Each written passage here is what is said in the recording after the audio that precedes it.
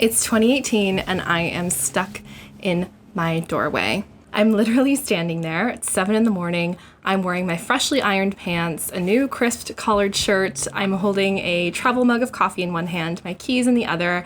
I have a big handbag of all of my onboarding materials for my new job on my shoulder, and I cannot get myself to walk out of the door for my first day of work. I had spent the previous 2 weeks doing training at this new workplace and showing up not super enthusiastic, but I at least was showing up. And prior to those 2 weeks, I had spent lots of time job searching. But there I was in the doorway, completely frozen.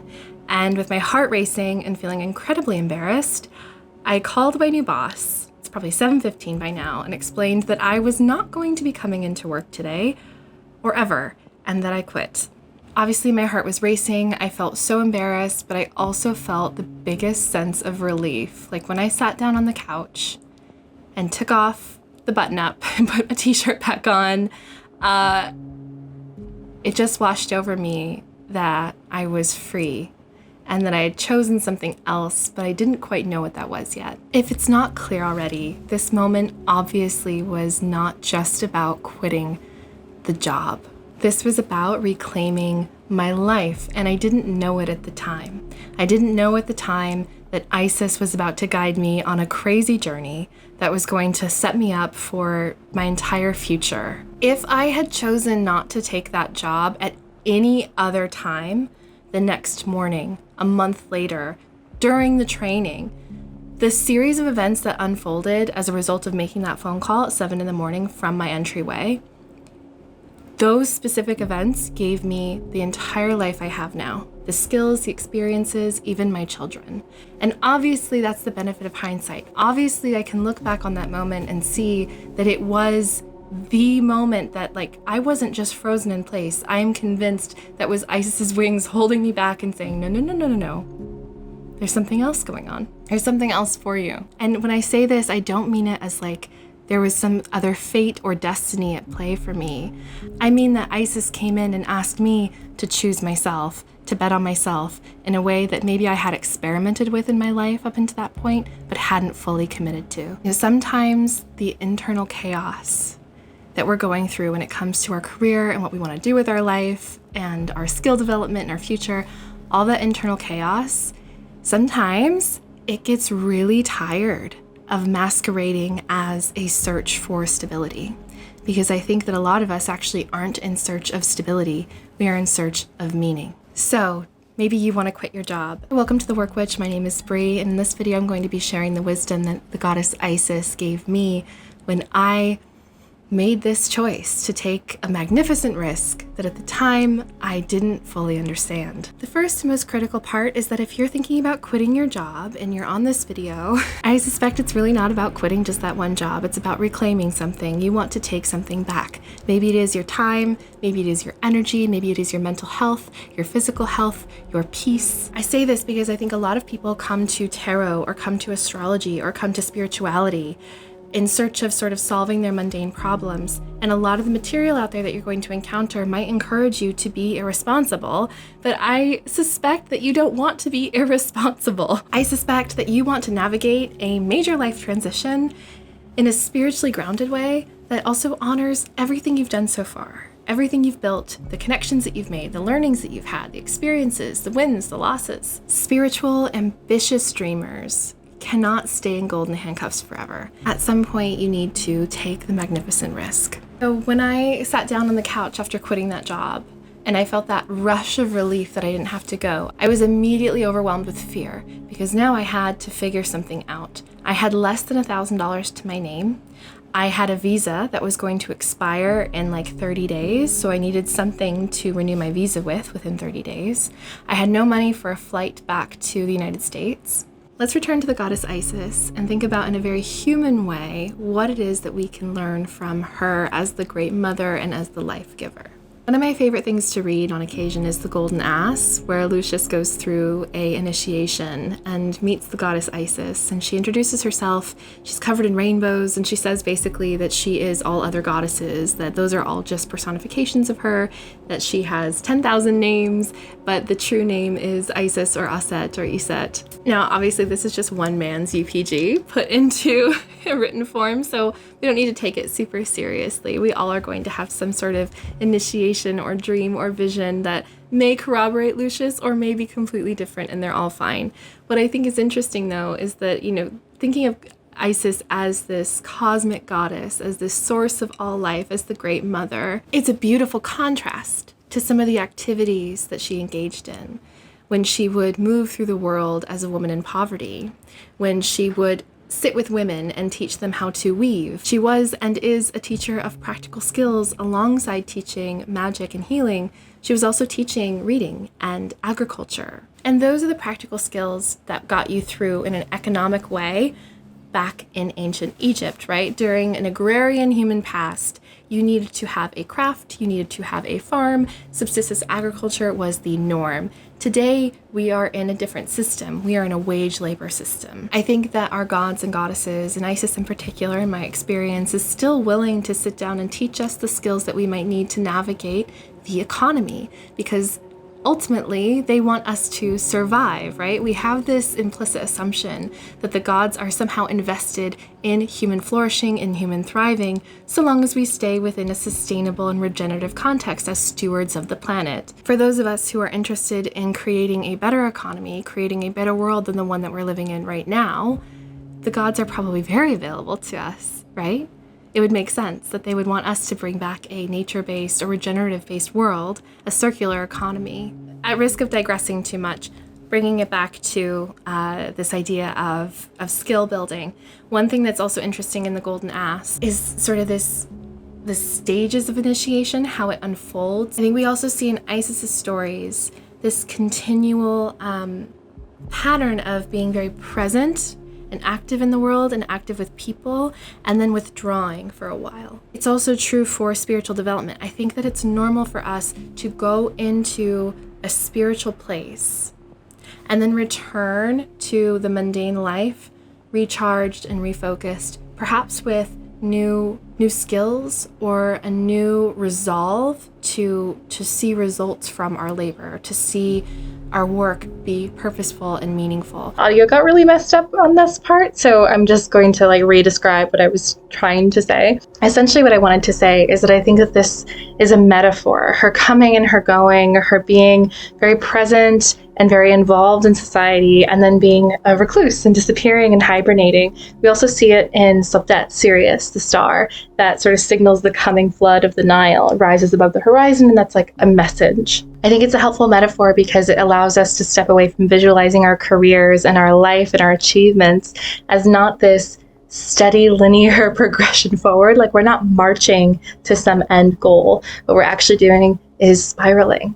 And we're coming out from everything that we've learned and all that we've gathered. We're coming out and we're making some choices and we're testing things, we're doing new things, and then we come back in. And I think these periods where we need to step away from the workforce or parts of the workforce that we used to maybe identify with a lot, that's part of that spiral. We can do this through going back to school. We can do this through going on disability and medical leave. We can do this through taking a different job in a completely different industry that just pays the bills and isn't necessarily our passion. We do this through, in my case, maternity leave, taking a year off to just be a mother.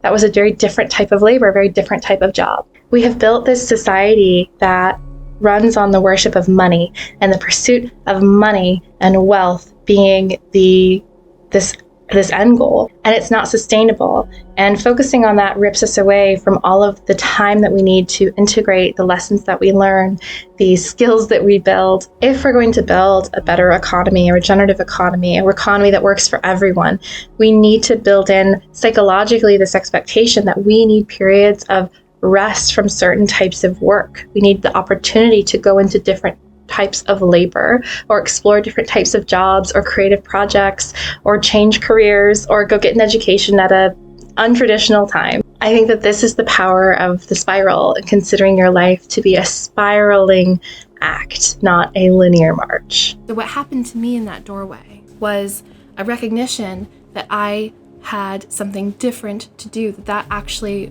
career path was old for me, that I had initiated myself in new ways, discovered new skills that I had, discovered new talents. I had no idea what to do with them yet. I had no idea how to make money off of them or survive, but I knew I needed to figure something out, and I couldn't do that unless I chose to withdraw.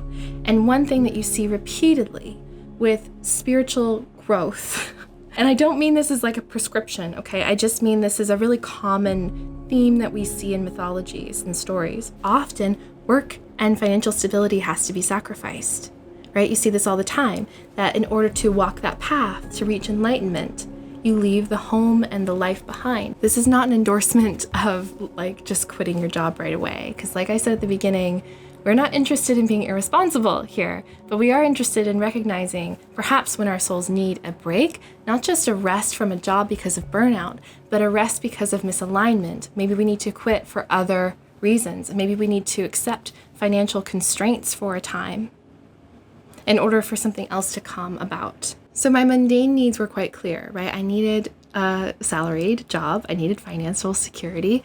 I needed legal security with my visa.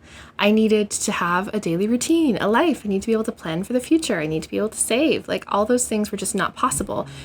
But I had this sense of commitment to myself, a sense of self-belief. And choosing that was in its own way an abundant act. And I want to be clear that this state of being was very different from other times in my life where I was financially constrained or broke or poor or couldn't find a good paying job. There was one time in my life where I was reliant on a very toxic, I wouldn't quite say abusive, but very difficult relationship, unhealthy relationship, in order to eat. And I needed that because I only made $700 a month. Now at that time, I was also experiencing a lot of spiritual growth in terms of understanding myself, my boundaries, my needs, seeing that I believed that there was more for me than what life was offering me at that time. That alone was its own type of spiritual growth, okay? When you are sort of at the bottom, when you are in the gutter, and you look around and you go, actually, I think I deserve more than this. I think there's more for me. And taking the step to choose yourself in that context, that's a type of overcoming. Kind of thing that I went through at the door, I think was quite different, right? It was literally having that salary, that stability, that visa in one hand and saying something feels off and I can't accept this. This is a beautiful gift. And I somehow know it's not the one for me. The months that followed were hard. Absolutely hard. But because of them, and literally because I made that decision that exact morning, certain opportunities came to me that otherwise wouldn't have. And so when I am sharing this, I feel kind of nervous because I think that there's a tendency to romanticize poverty and being broke, and I don't want to do that. It's hard and stressful. Like one thing I remember from that time was just not being able to afford to buy new clothes, like even go thrifting. I didn't have any money for thrifting, and my body had changed a lot at that time. And so I was wearing a lot of clothes that just didn't fit me well. I was wearing clothes that I got at the flea market for like $1 that obviously were not super high quality necessarily, or did not necessarily fit me well or fit my style, and just feeling constantly self-conscious in my body because I couldn't dress it the way that I wanted to. And that's just something that stands out to me as like, I think especially as a young woman in my mid-20s, and I got a once a week bartending gig at the time, and feeling so stressed before my bartending shift, not about dealing with drunks until 5 a.m., but because I didn't know what to wear. Even something as small as that, the way that affected my mental health. So take that with, what you can and cannot eat, the trips you can and cannot take, the flights that you can and cannot plan to visit family, the numerous things, the inability to maybe fix your bike if you have a flat tire or need a new chain, right? All kinds of things. We can't romanticize that because it is a real struggle. At the same time, I don't think that we should shy away from discussing the very real resilience and self-belief that can emerge from being in those situations. When you learn to make things work, when you learn to show up anyway, when you learn how to even ration your pantry, and like this type of administrative skills over your life, the very detailed pieces of your life that you develop as a result of having less. And I think if that's a choice, sometimes we kind of scoff at people for making that choice because it feels almost like, are we like laughing in the face of all the people who that wasn't a choice, right? But I think that we're also lying if we don't say that everyone hasn't had in their life at some point to make a choice of choosing themselves over something that other people would say is the logical conclusion. Even people who leave abusive relationships. How often are they told like, oh, you should stay because it's a roof over your head, because he could change. You've invested so much time in the relationship. What are you going to do with the dogs? You can't leave the dogs behind. You don't have childcare. Who's going to watch your kids? That's not just an internal monologue. Like, we do that to people a lot. We think that we can make their decisions better than they can.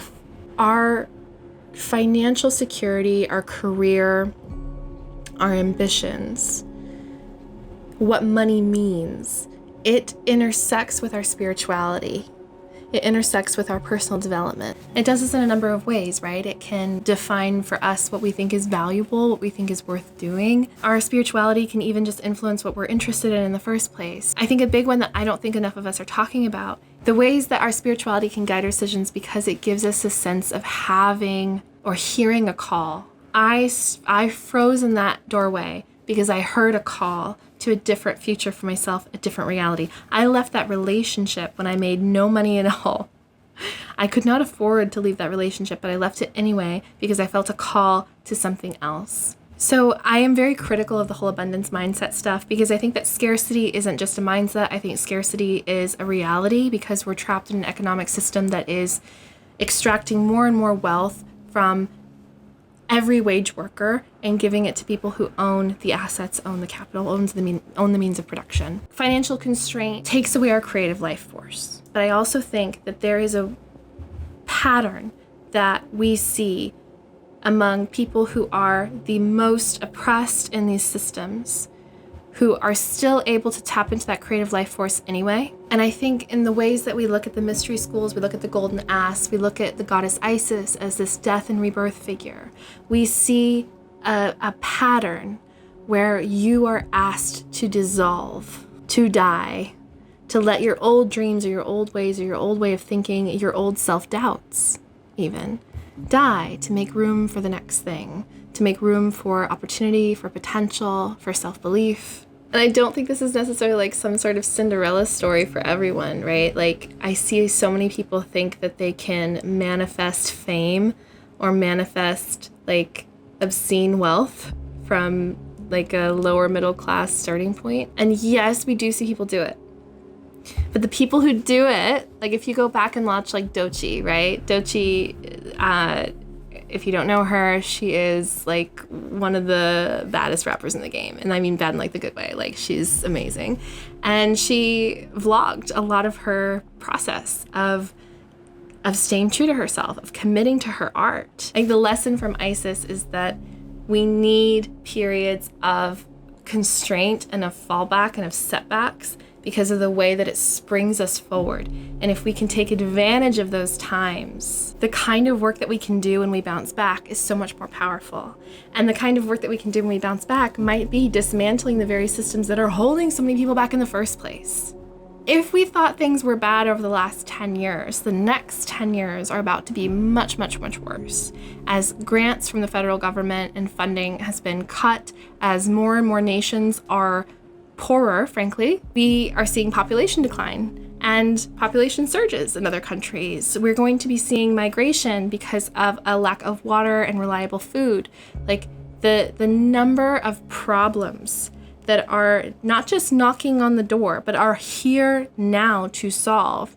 The amount of people hungry in your neighborhood, hungry in your community right now, if you want to participate in solving that, You need an inner resilience.